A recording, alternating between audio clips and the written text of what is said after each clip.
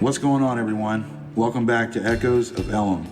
For our 5th episode, we have my lifelong friend and bandmate, Justin Watkins, who's played in such bands as Mary Child, Outlet, Waterhead, Down to Zero, From Then On, and Burn the Negative. Justin was the frontman for my first serious Ellum band, Outlet, in the early 2000s. These days, he fronts our new band, Burn the Negative. Justin's musical history goes much further back than Outlet, though. Justin and his brother, Luke Watkins, had played together since grade school in their band Mary Child. They had that natural brotherly musical bond, much like Daryl and Vinnie Abbott, or Edward and Alex Van Halen before them. Mary Child was a power trio, born in the midst of the 90s alternative scene. He's also known for having a really intense, in-your-face approach to his live performances, climbing the rafters of the Curtain Club or the Galaxy Club in Deep Ellum, or jumping off the side fill monitors at the Cage. Never a dull moment performing with this guy, for sure. I knew whenever I started this podcast that I wanted him to be like within the first 10 episodes. And I'm really stoked to, be able to dive into some musical history with him. So now that we got that out of the way, let's dive into it. What up, dude? Welcome. Yes, sir. Glad to be here. Awesome. Glad to have you here, man. How you doing today? Good. It's just hot, It's just outside all day, so it's brutal. But I'm here. I'm with you. I'm in it all day too, out in the elements. Yeah. So, yeah, absolutely. Just what it is. Yeah, dude. We're here to, what we're here for. We're here to talk about Ellum. Here to talk about that whole scene, and we just go back and document as much of it as we can and try to recall some cool stories along the way. Maybe remember some of the clubs, There's been some clubs brought up that some of the other guests have mentioned that I totally forgot about, completely. So, like the Orbit Room. I hadn't heard the Orbit Room, that name, in years, I forget all about it. Yeah, the last guest, Jonathan from Reverend Horton, he brought that up. But I wanted to start out and ask you, like, if you had an early memory of Ellum, or like when you first got there, one of your very first memories, something inspiring that happened to you. Yeah, I have a pretty cool first Ellum story that I remember as far as my first Ellum story. Aaron and I had already moved down, and we moved to Dallas just for me to pursue my music. I mean, that was the only reason we made the move from Colorado. So we went out. We'd never been to any real shows before. It was just, they didn't exist up there. So King's X was playing at Trees, and I'd loved King's X forever. So it's like, okay, let's go see what this is all about. And, it was just packed house. Galactic Cowboys opened up. And I remember we got up on the balcony, and we were just in awe, just like trying to take it all in, just the whole everything. And Galactic Cowboys played, just loud in your face. And we're just like, yep, this is what I want to do. And so I went downstairs to grab some drinks in between Galactic Cowboys and King's X. And I was walking to the bar, and there's Dimebag, like a couple, like 4 or 5 people just around him, just shooting the shit. And I was like, wow, like this, this is pinch me, this is real. So I just kind of joined in and just kind of listened to his stories and talked for, just, 10, 15 minutes. And then King's X hit their first chord, and he threw the bartender a 20, and the bartender handed him a beer, and the bartender looked, he's like, rock stars, and I was like, oh, like that was it. I'm ready. So since then, I've been chasing the stage. King's X, man. Yeah, my buddy Mike out here, he works at Munt Music. He's their guitar tech.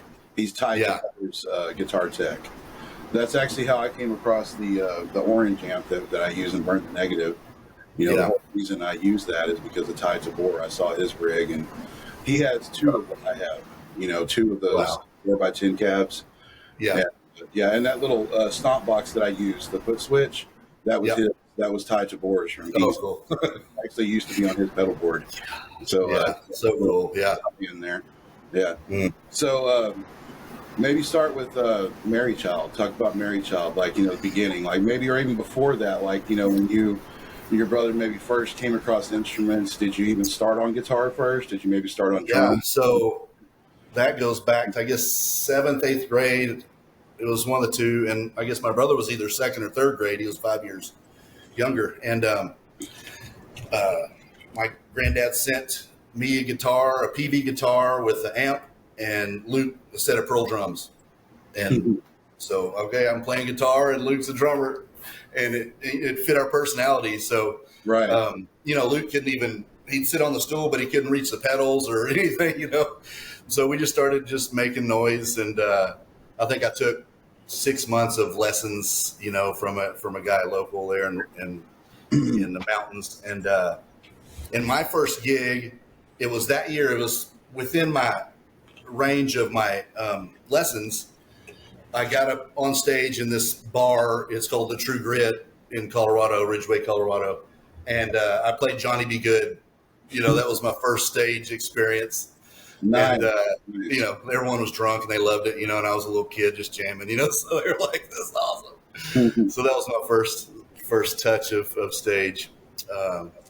And then Luke and I would play talent shows. And then we got to where we went through a couple bass players. That was kind of our curse for a long time. But we up there wasn't any local places to play. So we would rent out community centers, for $300 to $500. And we would just do the whole night. It would just be our show. So we'd play 3 hours and I'd DJ in between sets, and, we'd sell our merch and we'd make $1,000, $1,200 a night, because just there's nothing else for people to do. They just come out because, Mary Child's playing. So, and What year would this have been? And that was probably 90s. I was already graduated. So I graduated 92. So probably 94-ish. Okay. Right before we moved down here. So then we were doing that. We were doing very well. We were making money. I think probably the most money I've ever made to this day playing music. Really? It went backwards. That's good gig money, what you mentioned there. Yeah. For $1994. It was great. Great. Yep. Yeah. We just had to cover our, what it cost to get the community center, which, that was never a problem. So, and then we kind of traveled around Colorado a little bit and kind of did the same thing. We'd play these cool little bed and breakfast places. These people would reach out and it'd just be real eclectic, just strange places, really cool, but not your normal, quote unquote, 3-4 bands just rocking out. It wasn't none of that. Right. So,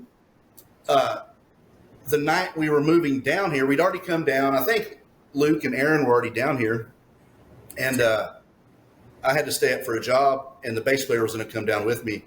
I had all his stuff in the band van and just loaded down, went to pick him up to drive down here to move, to start playing, actually pursuing this. And he said he couldn't go. Just had a chick and he was in love. And so I told him, well, you'll be sitting in this town and you'll see Luke and I on stage, and, it'll be your biggest regret in life. And so then later I said, I'm not pulling your shit out of the van either. So you can come get it in Texas. So I probably still have some of his stuff somewhere. Wow. You know how I keep stuff. It doesn't go anywhere. So yeah. You still had Greg's guitar, untouched. Yeah. That's crazy. Yeah. But yeah. wow, So that was so we got down here and we had, we were a working band for 3 years, the three of us, and we were we had hours and hours of music. And then we get down, we had nothing. I didn't know anybody. Luke was still in high school. Right. And we're just like, start over, Yeah. And just start trying to meet people. And so. And then right around that time, somewhere in there, I would say maybe 95, 96, I met you at Tia's in Mesquite. Yes. Yeah. And I saw your van and I saw your hair. And I just knew. I was like, he's got to be a band guy. He's got to be. I didn't know if you were a singer or a drummer or what, but I just figured, Yeah. And that assumption was correct. Yeah. I remember it didn't happen right away, but I remember when I did finally come out, me, you, and Luke really gelled as a three-piece. We really did. Yeah. I think it clicked pretty good. Go ahead. Yeah. And what was cool was Luke and I mean, we could literally, we knew where each other were going. I mean, we played together since, we were young kids, and he was just little. And so we just knew I've never had that connection, and I probably never will, just because it was a brother connection, and it was just amazing. For the other guy coming in, the bass player, it makes it easy because you guys are so locked in. Yeah, we were just it was easy to just jump right into it. Yeah. That was fun. It was great music, and for those that don't know that are listening, Mary Child, I mean, what would you classify Mary Child as? I mean, I would say it was definitely part of the grunge sound. It definitely kind of in there, and even just regular rock. I mean, I'm not sure. Not regular is not the right word. Right, I know it's so hard to categorize anything. Yeah, it's hard to, but yeah, it was definitely in that era of like Nirvana, Pearl Jam. Silver Cherish. I mean, we had that 3-piece, grunge feel, real loose, real simple. I believe in just simplicity and just kind of more in your face type stuff. The last guest, Jonathan, he kept mentioning Greenville and Radish. And, a little connection there. The Radish guys. Yeah. 3-piece as well, weren't they? So Brian lived in, the bass player for Radish, lived in Rockwall, and Luke met him, and they started talking, and then he'd come out to, jam with us. And then, I remember it was so cool because, they were on the radio, and then, here, Brian's in our living room just hanging out, and it was surreal for us. And one night he's like, man, this weekend we're playing Letterman. And we were like, what? Yeah, it's like, we got to play Letterman. And so we're like, well, you got to wear a Mary Child shirt or something. Well, he put a sticker on the back of his bass, a Mary Child sticker, and he flipped it, live. And we were just like, we made it. Like, so cool. I need to go in that episode and look it up. So that would be cool. You had to find it. The sticker. Yeah. That's awesome. Did they play, I guess, probably Little Pink Stars, right? Yeah, probably so. Yeah, that was great. So, and that was a cool run, because Ben and John would come out, and they, Ben's like, he was so young then. He's like, "Can I play your guitar?" I'm like, "Yep." Here you go. So it was fun. And then Brian left the band, and so he started jamming with me and Luke for a while, and we got to we wrote 10 new songs, and we were gonna do. It wasn't Mary Child, and I can't remember the name of it. We probably had a name. But damn, y'all had 10 songs? Yeah, we were ready to play live. Okay. And Brian, he's like, I'm kind of done with the music business. He just got burnt out. Really? So which one? We were just like, and there we went again. They're bass players. Luke and I were like, what? Wow. Brian was the bassist, right? Yes. Okay. Yeah. So he was older. He was more of a hired gun for Radish, anyways. Because he was older than John and Ben, but. I feel so bad to have added to the bass player curse. Yes. The bass player curse. Dang you were the bass player curse. You were part of that loop. I came back and for Burn the Negative, man. That's the redemption, right? There we go. We got it all back together. Around. Not as the bass player. Not as the bass player. We'll get there. We'll get to Burn the Negative. But somewhere in there, whenever that kind of dissolved with the Radish guy, was there anything in between Mary Child and Outlet? Was there anything else in that kind of interim there? And then, Waterhead. Okay, that's right. You already had Waterhead whenever we started. So Waterhead was already going. And I'd always started. It was always my own project. It was always my own stuff. I never did any covers, maybe 1 or 2 covers, but it was always just me writing. Yeah. And so I had a friend at Tia's that his brother-in-law was the drummer. I think that's how the connection was. And they were looking for a guitar player, and they were already a working band. And I'm like, I don't know if I want to do that. I don't do that. I can't. I was just like, I can't do that. So I'm like, well, I'm not doing anything else. And I talked to Luke. I'm like, man, I didn't want to hurt him, but he was busy doing his, building his business. And he's like, dude, go for it, because I was wanting to play. So I went out and tried out, and the first night they're like, yep, you got the gig. So, and it was cool because it was such a new journey for me, just guitar, no vocals, a little backup once we got rolling. But first I had to learn their songs, but then we started writing, and that was just a fun, And just a fun. Waterhead, for those listening, Waterhead was, this is the next band, Waterhead. They were kind of, I'd say, Rage Against the Machine, Yes. in that vein. The first Yeah. Rage record. Yeah. Yeah. Right. Real just bass and drum oriented, and Yeah. just it was Definitely just the rap. There's definitely rap. crispy kind of rap, Yeah, a little bit of Gosh, hip hop fused in there. And what a drummer. Mark? Mark Buscarriage, I mean, he's such a show drummer. I mean, he's just back there just throwing sticks and So great. Him at the Curtain Club. I loved watching him at Curtain because the way James would make him sound. Oh, the sound, I mean, you're like, you guys always sound incredible at Curtain, dude. Like, I know. He just James made it, perfect. Yeah. Yes. He knew exactly what to do with y'all. Yeah. Absolutely. James and y'all did that. Was that first? Okay, y'all did one record, right? Waterhead. Was it just one album? Yeah, we did like an EP, and then we did a full album. Yeah. Okay, an EP and then a full length. Yeah. Okay. And then they had one before I joined too. Okay. But it was kind of a different genre. It was more kind of coming out of the '80s style rock. Was that first Waterhead? Right. But I wasn't a part of it. Yeah. So you guys were like full on in the '90s by the time you were in the band. Yeah. Yes. The '80s had been kind of swept out of there completely. Right. They were gone. Yeah. And they, because they had been playing for a while through the basement. They had a good phone. I can't remember their band before Waterhead, but it was more of a hair metal type band. Right. That they came up through. Yeah. So man, there was such a drastic change from the late '80s and like around the time like Nevermind came out, and not just Nevermind, but like Helmet, Meantime, the Melvins. There was all the Soundgarden, all this stuff. And everybody was down tuning further, and then Alice in Chains, Waterhead, you were definitely influenced by that because I noticed that immediately when I saw Waterhead live was how low your guitar was. And you were only playing a 6-string SG. It's not like you had some crazy 8-string guitar or something. It was just a 6-string. 6-string and A, right? Tuned down to drop the B, wasn't it, or C? B. Yeah, I think it was B. So it sounded like a 7-string, but it was only a 6. Yeah. I put the heavy, fattest bass string I could fit through there. That would fit through the hole, and just like. Is that what the top string was? An actual bass string? Yeah. Waterhead. It was just something unique there. Yeah, you did. It was a really cool sound. It was fun. And then is Waterhead on? And between James and Scott from Slow Row, they helped me really fine tune my sound with what I was trying to get, and I finally got where I wanted it. It took a while because you know how it is. You get so frustrated. You know what you want to sound like, but to get there, you try so many things, and they really helped me tweak. So that was cool. You grab a classic amp like a Marshall or an Orange and you think like this is what I want, but then you get home and the character of the amp isn't necessarily what you were looking for.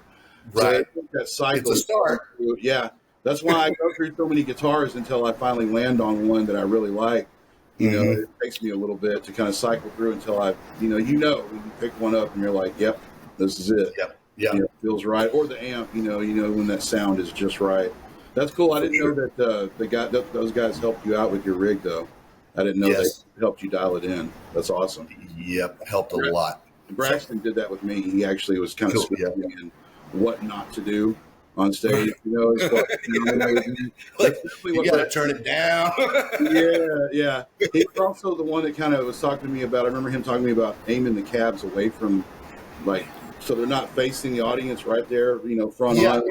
You can still mic them up and have them loud, but they don't have to blast everybody right there. He was kind of, and then also he was the one that showed me that a cab on wheels sounds different than the cab just sitting flat on the floor.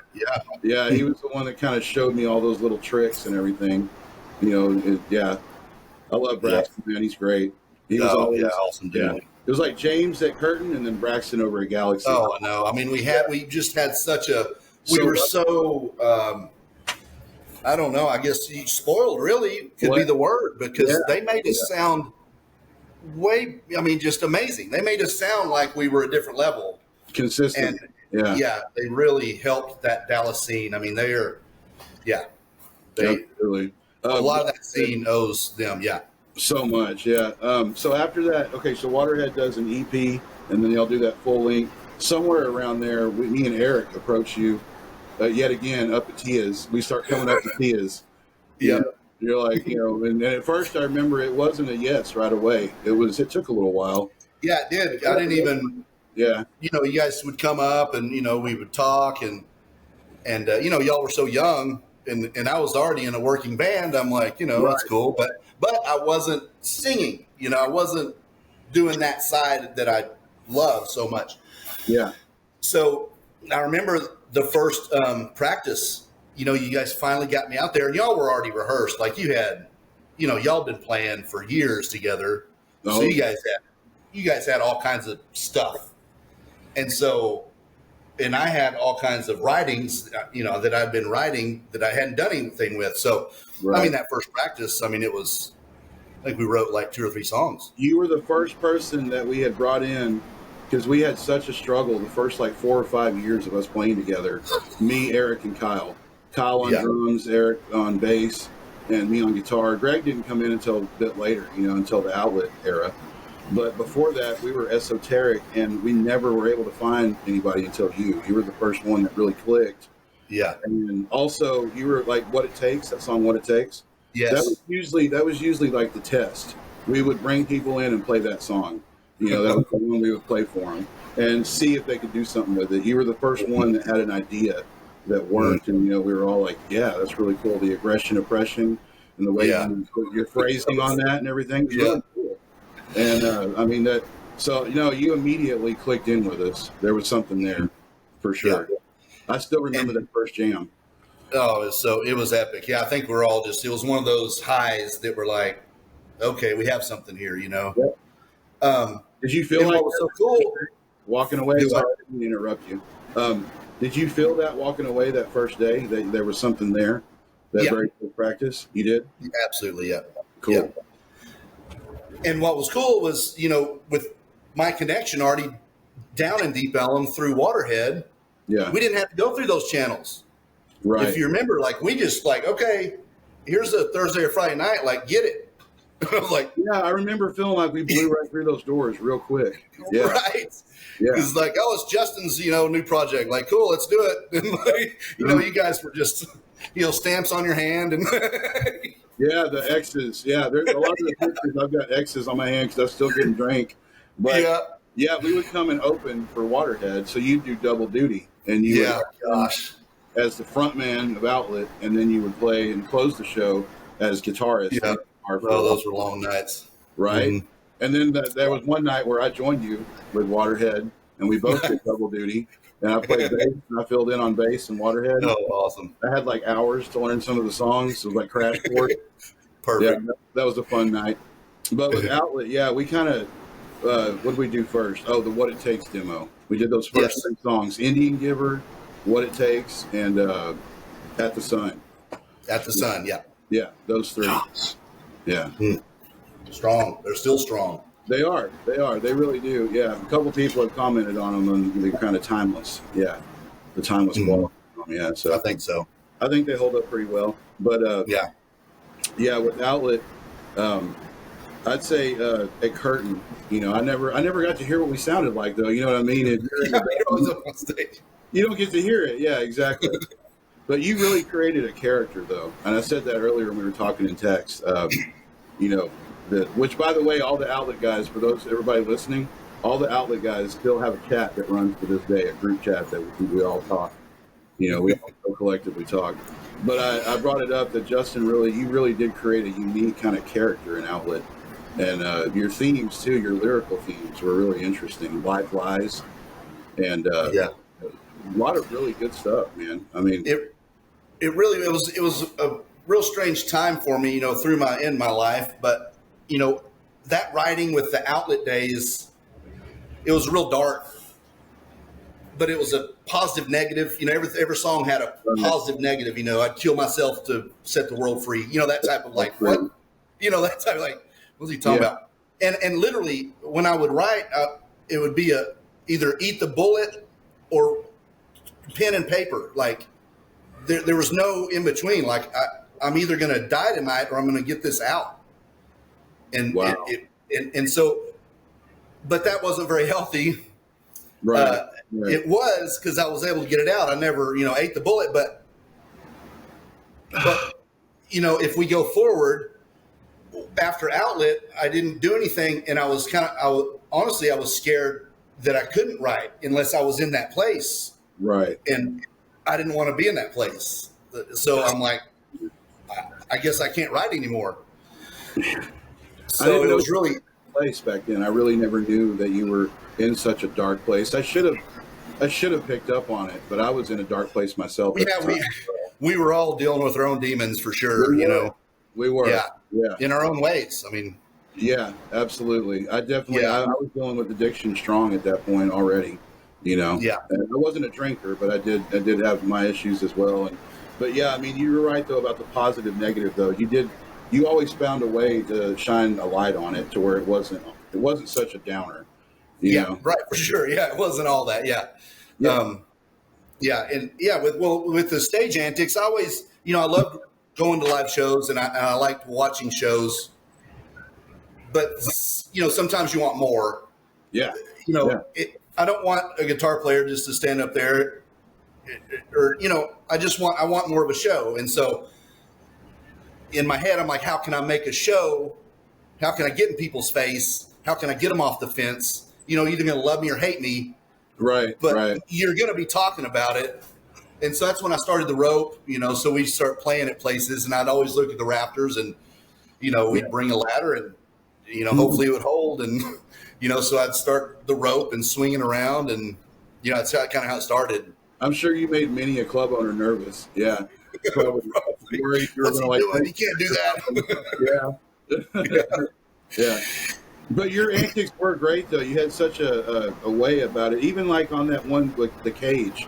There's that cage show where you grab that one little lamp and kind of like shine it in your face while you're singing and look at it and then throw it back the other way. And just little things you would do. And then you climb up on those side fill monitors, and on that one bit of footage, sometimes you disappear and I wouldn't know where you went.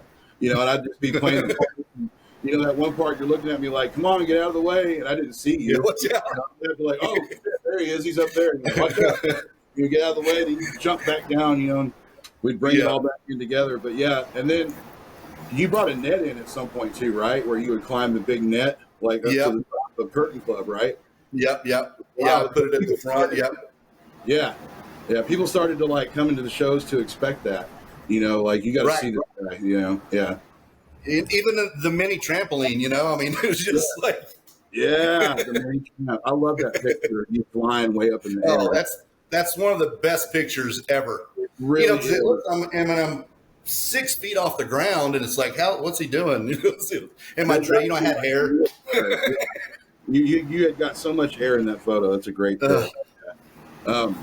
So we released the 3-song, and then we did our full-length self-evaluation. And then, so I guess after Outlet was it Pusher? Was that what came out immediately after Outlet? Yeah. So basically, Outlet, we were all just kind of, people were going their own ways, and we had a little meeting. We're like, if we stop this project today, who's going to be playing tomorrow? And Eric and I, like, we will, and no one else. So we're like, all right, Outlet's done. So literally the next day, Eric and I started Pusher with Mark from Waterhead. So back to a 3-piece. We'd all, I'd played with Eric forever and Mark had played with me forever. So we clicked pretty fast. It didn't last very long. We got some shirts made and played maybe 3 or 4 shows. And Eric was going through some stuff and we just kind of, split. So what did Pusher sound like? What was the, was there any recordings of it? Did it ever get put down? No, we never got to record. I don't even know if I have any live stuff. And maybe somewhere. Seeing mashup though, like Eric on bass, you on guitar and vocals, and Mark on drums. That sounds really interesting. Yeah. It was fun. I can't even remember a song we had, but I remember it was fun. Eric's just such an amazing bass player. He is. And then, Mark on drums. It was a good mix for sure. Yeah. Those two together specifically, they would make a hell of a rhythm section. Yeah. Because they're both so in the pocket. Yes. Yeah. And then do their fills like good, steady, constant. Yeah, it was good. Yeah, I remember hearing about y'all, and I remember hearing good things. I remember there being a little bit of talk about Pusher. Yeah. Um, so okay, but that never got recorded though, huh? There's no document. Nothing. No. Man, It what? seems like we did like a live Liquid Lounge recording. Maybe Really? find it. It seems like we did. Man, try to find that if you can. I'd love to hear it. I'm really Oh, I curious. would too. Oh, okay. Yeah. Yeah, but I'll ask Mark maybe. Okay. Yeah. Did speaking of Liquid Lounge, I know recently an acoustic Samsara show resurfaced, and I was trying to think back. Did Outlet ever do an acoustic show? Did we ever do a stripped down acoustic set? I don't think we did, but I can't remember. I don't think so. That would have been good. Well, right? I mean, I don't know. We could have stripped some of those songs down and made them, Yeah. we already had Why Now, which was great.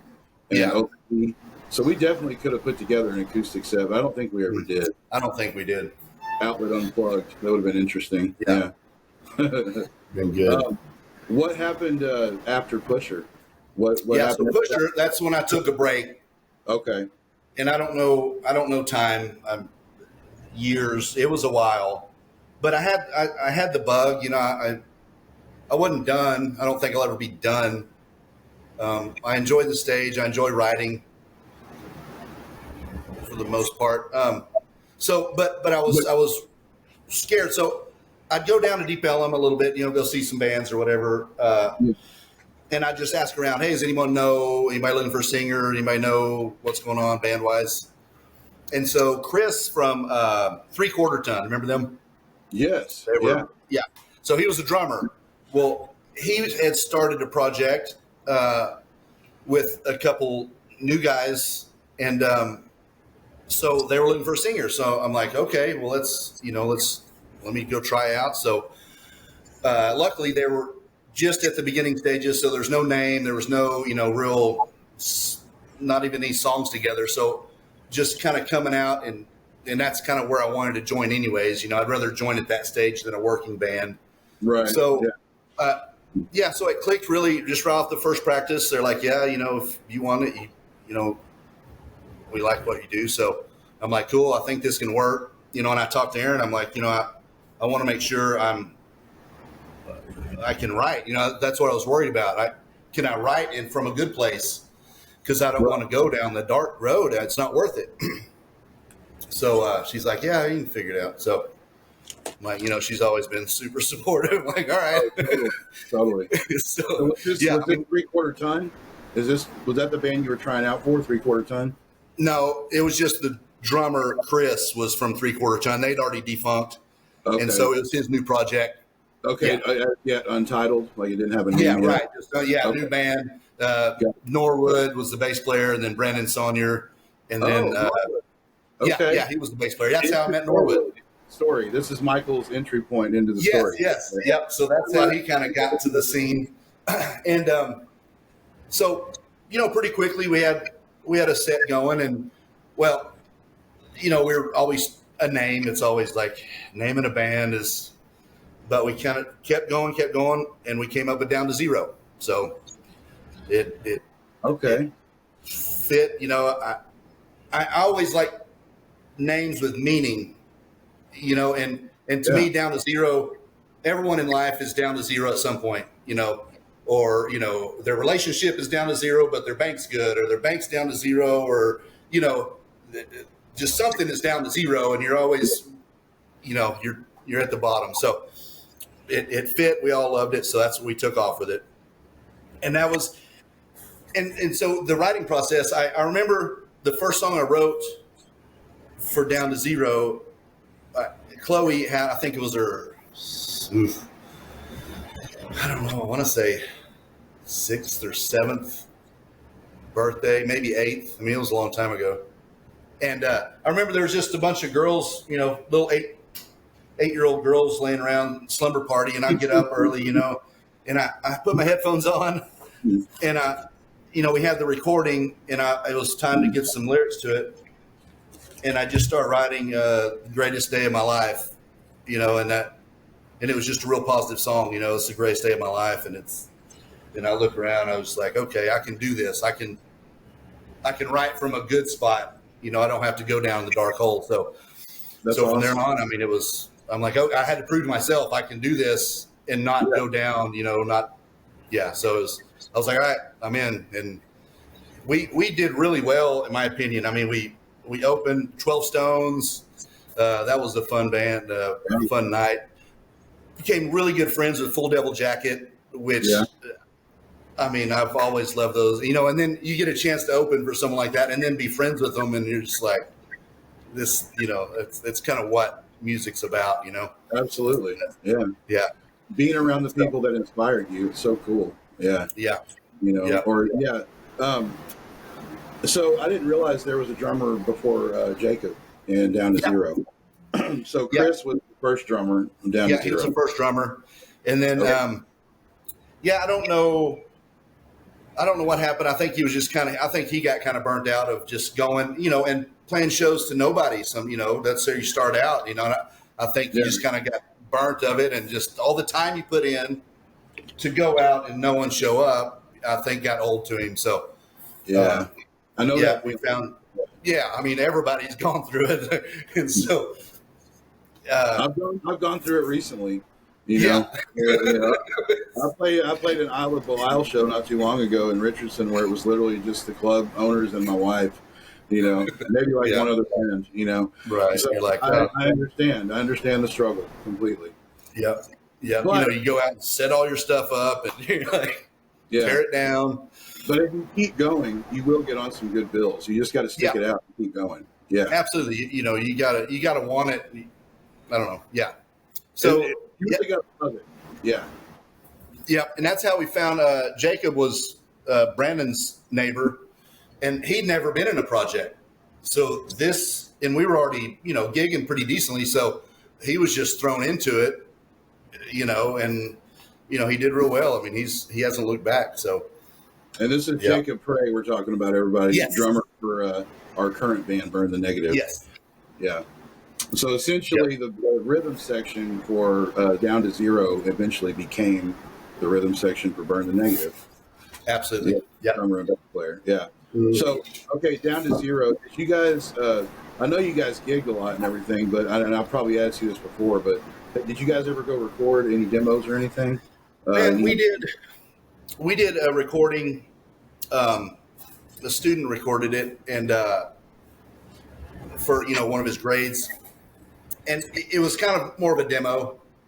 And I can't remember how many songs we did. Maybe, I don't know, 5, 6. But it was demo. And that's the frustrating part. When you do a project and you have such good music, but you never get it down, right? To where you feel like, listen to the, put it in people's faces. Yeah, absolutely. It's a regret, and it's usually a money and time thing, Yeah, like you either don't have the money or the time. I've often wondered what you guys sounded like because I never got to see y'all live. I never got to see Down to Zero. I definitely remember the images of that giant mohawk. Like you had that really big mohawk going on. Yeah, that thing was rad. Yeah, yeah, was cool. Yeah, yeah. I had it up for Shark Week, playing Curtain Club, and I had to duck to go through the door and stuff. It was pretty cool. Aaron would have to drive me to the show, and I'd have to lay down in the car because I couldn't fit in the car. No shit. Wow. Yeah. That's hilarious. Damn. Couldn't fit in the car. Yeah. You gotta do like when you try to go in that way. Yeah. I've always felt like playing shows, I don't want to look like a plumber on stage. I want to be like, what does this guy do? Like, how's he function in daily life? That's what I want people to think. Like, make it just like some other persona that doesn't exist except on stage. That's kind of want be viewed as, for people to go like, I don't understand what he can do in daily life. You definitely succeeded in that, and also an outlet. I know that there was times where it was a little scary being on stage right next to you. You know what I mean? Really, sometimes I didn't know what the hell was going to happen. This guy's going to snap the head off my guitar. It's like, Am I going to get? Is he going to bash into me? I mean, am I going to get kicked in the face? Am I going to get whipped with a chain? You know, you're like Ghost Rider with those chains. You know, whipping them chains around and stuff. I remember like Oh people gosh, rows, like the people yeah. that came to shows regularly, they knew to kind of get their stand back. I'd be kicking people, swinging out in a rope.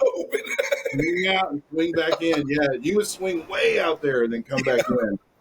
So much energy, though. Yeah. I remember one Waterhead show, I was stretching my ears out and I had big padlocks in them. And I had the key up on my amp, and they were pretty heavy. And I remember the first song, and we played real low and I put my head down, boom, and they slapped me in my head. And I got up and I was kind of dizzy because those locks like literally hit my head, my temples. It felt like it almost knocked me out. I got up on stage and I'm trying to get the key and unlock my ears. I learned from that one. Well, I bet you look like a complete nut, and it probably worked. It worked perfectly. Yeah. Look at this moron. They probably thought it was part of the show. He's like, look at this guy. He's putting keys in his ears. Yeah. Yeah. That's it was a awesome. fun experience. Yeah. So down to zero. Do you remember what, like on a timeline, did that band run from like, when did it start? It was probably like 2012 or 2013, right? When y'all started? Probably so. Somewhere around there? Yeah. Gosh, Norwood would know better than me, but yeah. When did it run till? Like 2017 or something? 2018? Yeah, probably so. Yeah. We did a good run. Yeah. Yeah. Mm-hmm. So at a certain point, you guys just decided, that was that on Close That Chapter? Yeah. We had some guitar issues and, people it just kind of fizzles out, so. People go different directions. Yeah. It always happens. Yeah. Not always, but it happens. Yeah. Right. It happens. And so, we just took a break and then obviously, you hit me up and we joined forces again. I had been thinking about hitting you up for a while and I finally got up the courage to do so. I'm really glad I did. Yeah. And I guess we'll go ahead and start there. Like we got together and started and we came up with the name pretty quickly too. Burn Negative. Which is me and you. Obviously, I'm lead guitar, your vocals, and you're going to do some guitar as well. Yeah. And Michael Norwood and Jacob Prey from Down to Zero, the previous band, they're with us now. What's up, Jacob? What's up, Mike? I know you guys are going to be listening. What's up, dude? Mike, Mr. Alaska, man. Yeah, he's up in the mountains somewhere. Hiding in the snow. But talk about like another one that really came together quick. That first practice was, didn't we walk away with 2 songs? Like I think so. It was good, and that's what's so nice about having the rhythm section already, pretty much synced up. Yes.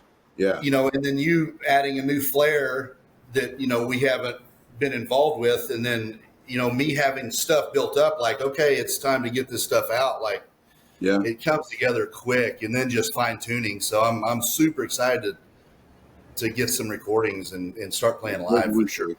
How do you feel about your writing now? I know that I've heard you mention over the course of this interview that you sound almost a little bit, nervous about writing, which I understand completely, especially when it comes to lyric writing. Yeah. That was definitely before Down to Zero. I didn't know if I could. So Down to Zero helped me transition to more of a kind of where I'm at now. I don't have to self-sabotage myself to feel like I get good lyrics out of it. Yeah. I can still be happy and, fulfilled as a human and still have some decent, quality words, I feel. So, and there's still a strong meaning, but, no bullet to the head type stuff, so. It's a better way to I'm all right with that. I've been there, survived it, so I'm good. But, go ahead. Yeah, I don't know. So that Burn the Negative, I mean, I'm super excited to, see where this project goes. And we don't have a whole lot to, I guess, talk about with Burn the Negative because we're still kind of at the beginning. We're on song 7, I think at this point. Yeah. We just wrote song 7. So we're getting close, I think, to having an album's worth of material. So I guess the real question is, I'll even bring it up on here. It's fine. Is I don't know if we're going to be able to get Braxton to do it or not. Come on, Yeah. Braxton. We're calling you out. If you're listening to this, we love you, bro. Yeah, Send come this on. directly to him. Yeah, because it feels like, that he was just the natural hit Gosh, for me in my head. Whenever I thought about it, I was like, well, who else? I know. Yeah, to me, there is no one else. I mean, he did such a Yeah. great job with us on Outlet, and he's such a great guy. I mean, a friend for years and years and years and years and years. So I've yeah, worked with him on 3 more records after Outlet. that's awesome. And every time it's been amazing. It's always Yeah. it's always a fun process, and I get excited before when I'm on the way to his house studio. I got really butterflies and excited because it was Yeah. that much fun, going there to record. Which, by the way, we should mention you built that studio, Yeah. Braxton Henry Studio. Yeah, that Yeah. my band Thieves recorded in. Nice. A couple of years back, and we were able to use the, studio that you built. Which, by the way, Cool. kudos. So Cool, yeah, cool. when you listen to that Thieves record, that was in the studio that you put together. So Nice. yeah, nice little tie-in there. Yeah, Yeah. Yeah. It's super cool. I mean, I think we're all connected in some way, anyways, in this scene. yeah. It's just such a Yep. cool. Which, by the way, I need to bring up to Janardan that you need to probably do some guest vocals on the second Thieves record. I think that would be really cool if you came and did Okay. maybe like a guest spot on one of the songs or something. Yeah. Maybe a call and response thing with you and Janardan or something. That'd be fun. Yeah, that'd be cool. Yeah. Yeah. So Janardan, Yeah. if you're listening, let's do that. Yeah. Sounds With good right that now. idea, I guess we're gonna have to circle around again and do one in another 6 months or a year after we release the record, and we've got a little more sure. content to talk about, and maybe we can even do a group episode with all 4 of us. Yeah, that'd and be cool. Yeah. have Jacob and Mike, and do a little group chat. Yeah. Try not to talk over each other. That might be kind of hard. Yeah. Your turn. Right. Your turn. Yeah. Yep. Are you done? Okay. Yeah. Yeah, man.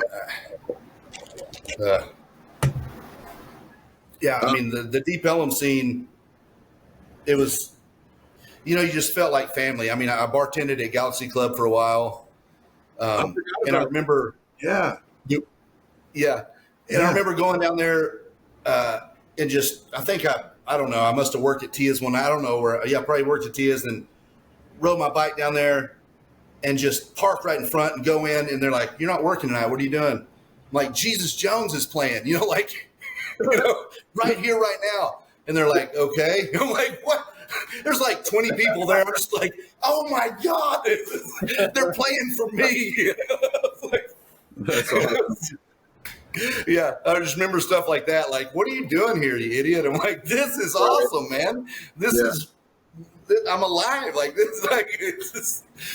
No, Yeah. I remember being initially kind of scared to go down there when I was younger, when I was Right. really young, like 15, 16, 17. But then once I finally went down there, I got hooked on it. It was really addicting.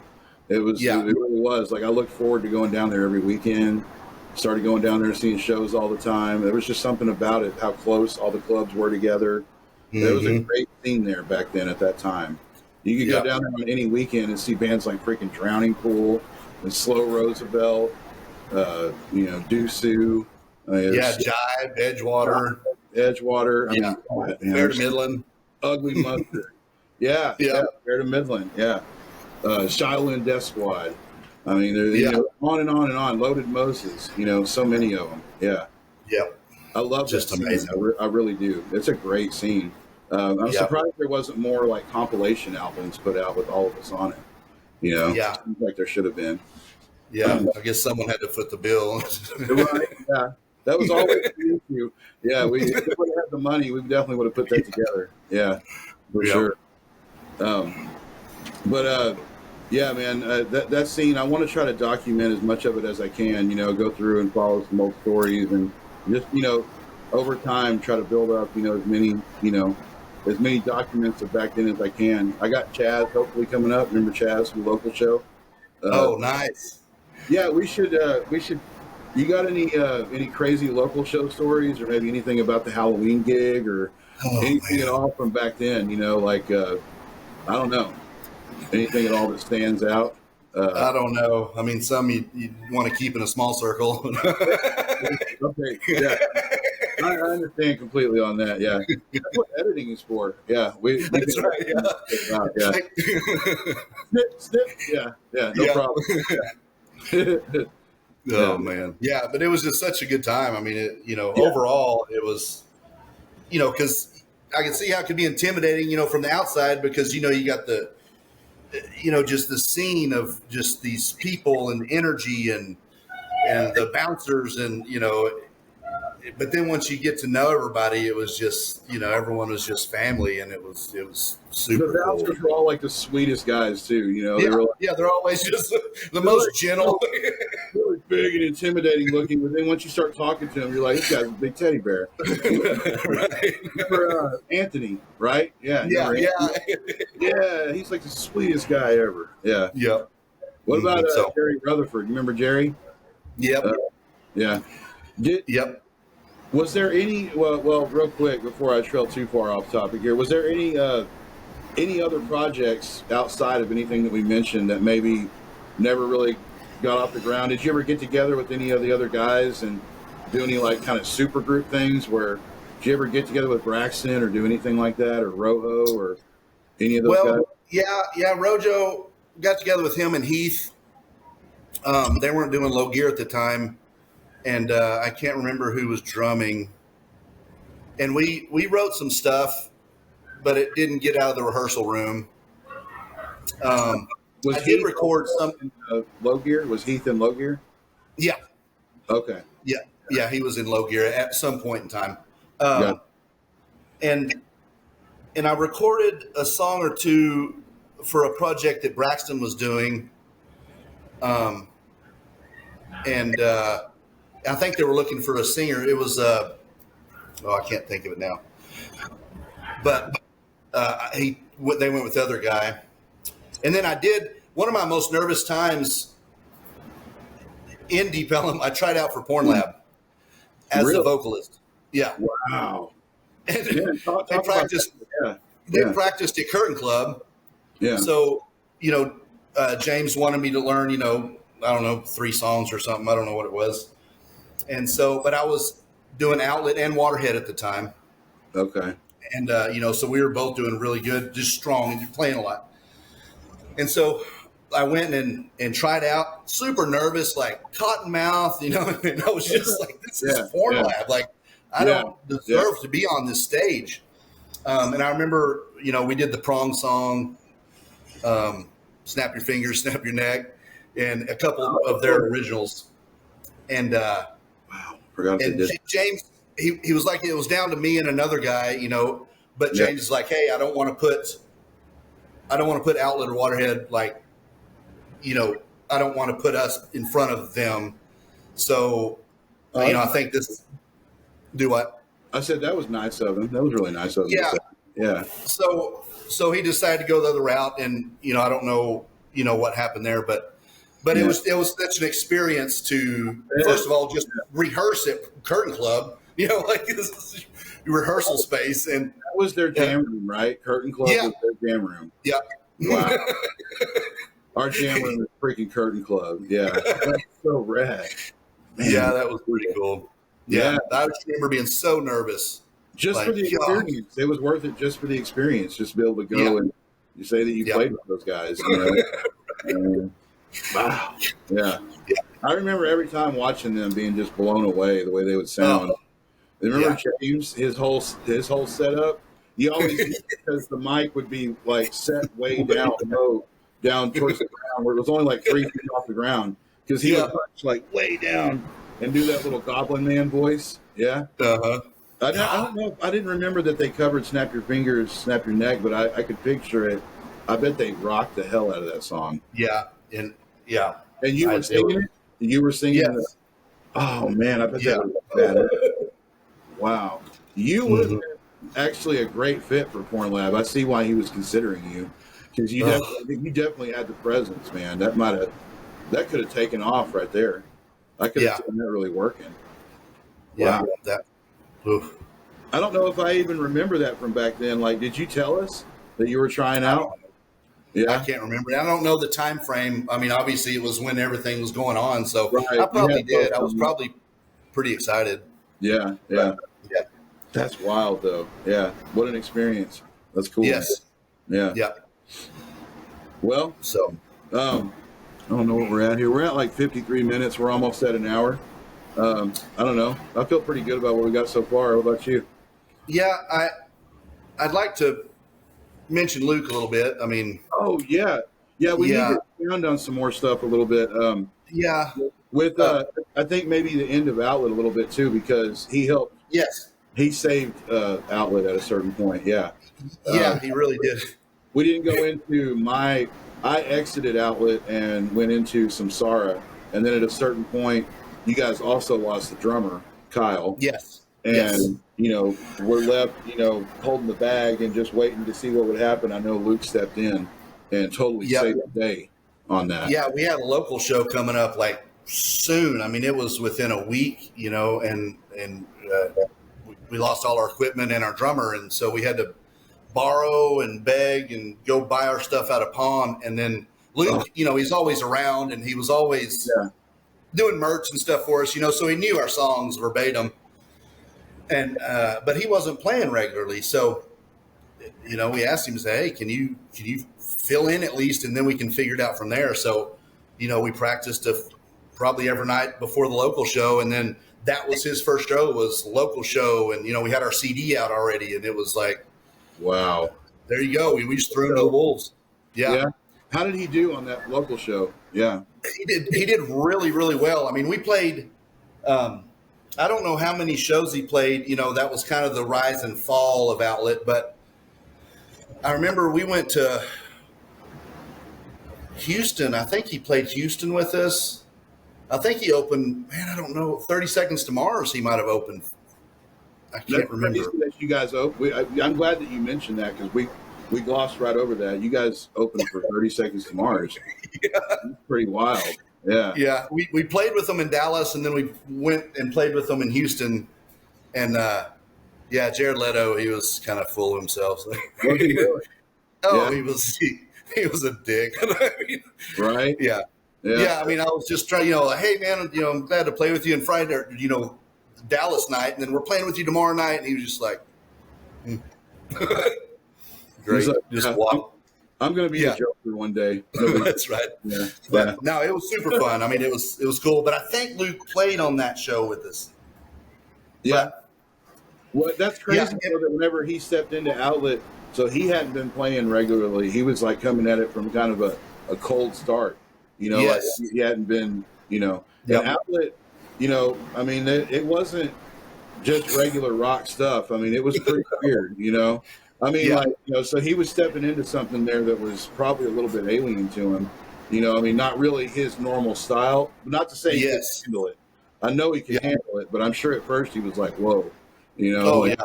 I mean, yeah, you listen to that Outlet, Kyle was just a badass on the drums. I mean, just the little stuff he'd throw in.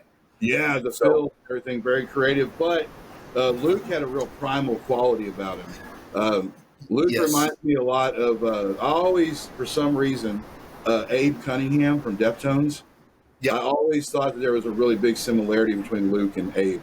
Like, because Abe is really solid, really in the pocket, but there's something also really primal about it, but it just works. It's also a helmet, too. Luke had a real Yeah. helmet vibe, Yeah. Uh, He liked breaking sticks, liked breaking heads and cymbals. Like, Yeah. he just break stuff. I remember that, yes, because I remember when I first came and jammed with you guys in Maryville, one of my vivid memories was walking over and seeing how bent his drum heads were. I remember looking and going, dude, what did you do to this thing? What are you doing to your drum kit? Beat. But, Yeah. God, such We had a cymbal and a stick graveyard out front, like just cymbals just thrown in the yard and sticks just broken. Yeah. Like, dude. Yeah. Did he ever do anything, like go on and do anything without you? The way that you did, you went and did an outside project without him. Did he ever go and try anything with any No. other bands or anything? No. We always joked about through even our bass player times, And then, I made that local H guitar where I would plug through a bass amp and a guitar amp. So we were going to be a 2-piece. Yeah. So, and I had foot pedals. I made everything. I made the guitar pickups and everything. And so we would jam just 2-piece. And what we wanted to do, because we wouldn't even have to write. We would just jam. Like we wouldn't see each other for 2 months, practice. And then we'd come in and just hit it like tight because, we were playing forever. And so what we wanted to do was we wanted to put some clocks on the wall. Like, okay, you got a 30-minute set, and just count down and just nonstop, just music in people's faces, whether it was vocals or just instrumental, just drums, noise, everything. And then at the very end, just have shit just boop, and then we're off stage. But we never got to it. You never got to do that. No, not on stage. Yeah, we did plenty of practices, but that would have been. Oh, right. Yeah. You guys definitely had that, whatever it was. Yeah, you had the Diamond Benny thing or the Alex and Eddie Van Halen. Yeah. Absolutely. Yeah. It was just we were synced up. Yeah, it comes from years of playing together. Like me and Kyle and Eric also had that. We had played together for so many years. You get to where you know what the other one's going to do before they do it. Yeah. Absolutely. Yeah. And if they don't do it, they're like, you messed up. I was actually really disappointed that whenever Nathan came through with all the videos for Outlet, that there was no video documentation of Luke, coming in and saving the day there at the end, because, he really deserves some credit there for what he saved the band, and originally one of, at least partly my brainchild. So I really appreciate him at least trying to save it, because I totally abandoned it. And I totally feel bad. I feel bad for that now. I really do. I have some real regret that I still live with for that. And, I'm eternally grateful for him of making that effort to, thank you, Luke. Keep it going. Yeah. Real. Absolutely. Yeah. Love you, brother. So, yeah. That's why I did that Open E video. I went ahead. I was like, let's dedicate that to him. 100%. For sure. Yeah. And we need to. He's going to be in the liner notes of the Burn the Negative record, like without a doubt. He's somewhere. We might even flip a pic of him somewhere, hidden somewhere in one of the pages or something. I don't know. Got to put him in somewhere. But that's crazy though that he never. I find that interesting. I mean, it's a little poignant, but it's also interesting that he never went outside of the Mary Child thing, or it was like that was it for him.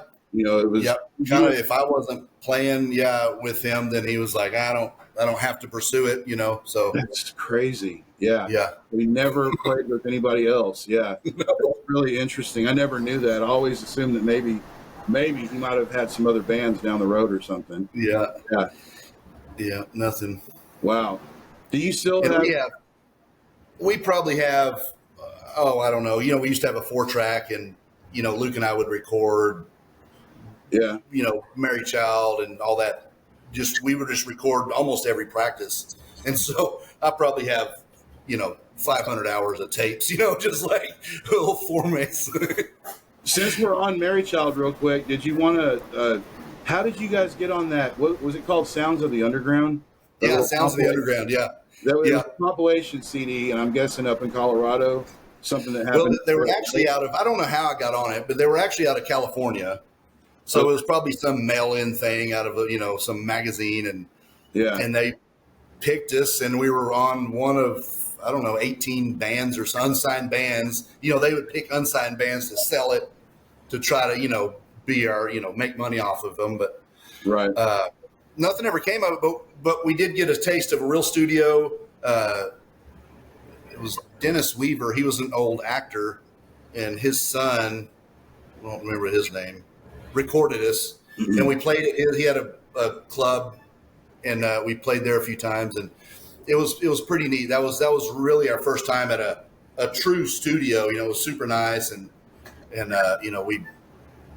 we recorded "She Said," a song called "She Said." Yeah, and it was like real poppy. It was just real punchy poppy. Yeah, it was fun. It was. Do you still have that CD? Because we should upload that onto YouTube So it's, No. it's out. Okay. Everybody get a good laugh out of it. Well, yeah, but I mean, I think just for historical purposes, it's cool to document it all. Yeah. And Luke is playing on it. So Yeah, for sure. Okay. cool. I should have it. Yeah, I'll look. Yeah. Yeah. Yeah. That way we can at least have something, with him on it. Yeah. Yeah. And I'd like to hear those 4-track tapes too of y'all's experimentation. Gosh. Some raw stuff. Yeah. It was so exciting for me, dude. Like, I was like 16 at the time. And, coming out there, and you lived I remember driving out there and you lived way out in Poetry. And I lived kind of like right on the outskirts of Dallas, but going out to your house, it got dark. And, going down that long, winding country road. And then I remember pulling up the first time going like, is this his place? Because you lived in your house, the buildings were round. It was like 3 little hut houses. We got to talk about that house too. We should mention it. But I remember that the one on the far left, like the hut on the far left was the jam room.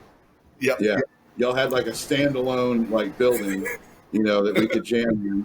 And I just thought it was so cool because, it was like I just stepped right into something that was already rolling.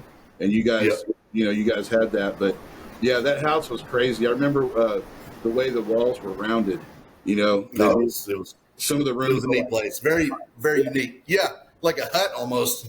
Yeah. That was the place where I got you. I remember I would come over, we jam a little bit, and then afterwards we go in the living room and you sit there and just play CD after CD. You showed me like the first 7 Dutch record, the first Ultra Spank record, Spot, Down. Just like what an era that was too. Yeah. I remember you showed me all those records like one after another. Pooyah, like all those bands. Yeah. Yeah, we had a lot of good times out there. Yeah. You actually don't far from there now, right? You're still kind of in that area, Fate and Poetry. Yeah, it's not too far. Yeah. Yeah. But yeah, Luke definitely saved the day, and he definitely needed some credit for that, for sure, man. Mad respect, for stepping into those shoes. That it's always hard to step into something that already has like an established character. Everybody in Outlet had a real defined role, like you said, Kyle had a lot of really creative fills and pieces, so yeah, it's not easy to step into that. It'd be like trying to find somebody to replace Eric. It wouldn't have been easy. Yeah, he's such such a unique character. Yeah, absolutely. But yeah, man, I think like I said, whenever Burn the Negative gets because I'm going to say when, not if, when we get our first release out, we'll circle back around and do like another in-depth thing on the record and talk about our experience recording it and all that. So yeah, cool. The beginning phase, recording it with Braxton. Yeah. But the point is though, is that we came full circle. At the end of the story, we ended up getting the band back together. Yeah, that's right. And I guess I'd like to mention 0 Days Wasted. Yes. Yeah. Go ahead. Yeah. Yeah. Talk about that a little bit. I sobered up 5 years ago, and haven't touched a drop of alcohol in over 5 years now. June 5th was my sober date. So, yeah, man. That is rad. And, so through that journey, luckily I was sober before Luke passed away, because I probably wouldn't have made it through if I would have been drinking still. So I was like, how can I want to create something to help people, or to push this out in the world. And so I just came up with 0 Days Wasted.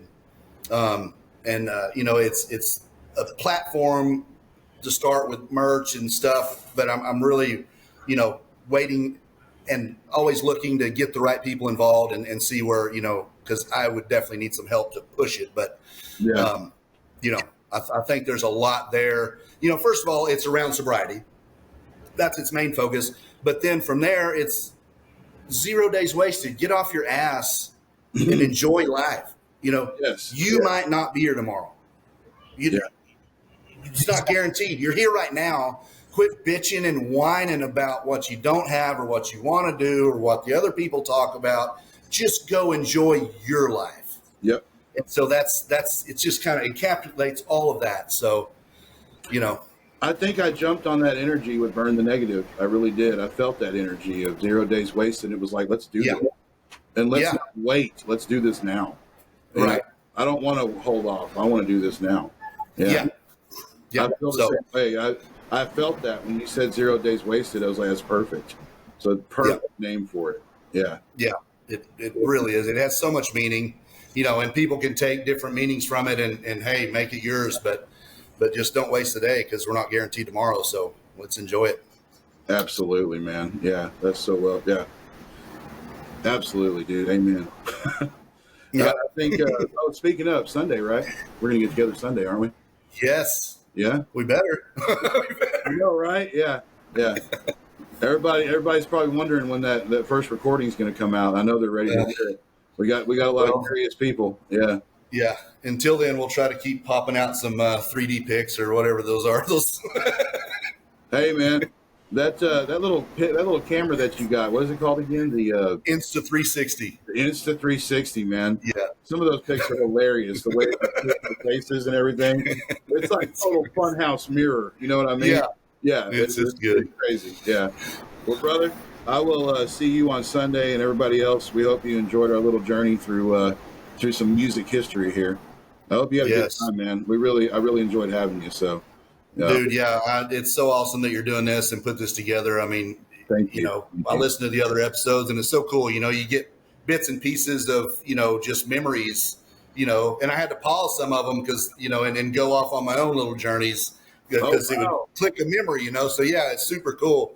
That's great. So I can't wait to see where this goes for you. And if you ever need anything, just let me know. I mean, I'm here to support whatever I can do. So absolutely, man. Yeah, the best way you can help support is obviously to interact with any of the posts and share it for me. You know, spread the word. Yep. And I'll also. I don't do Facebook much, but I'll do what I can. Yeah. I know. It's a necessary evil. It is for promotion. I know. Yeah, I know. Absolutely. All right, brother. Well, thank you so much for doing this, man. Yeah. Dude. G-Rod, man, I love you, man. You too. I love you too, brother. And I'll see you Sunday. Later.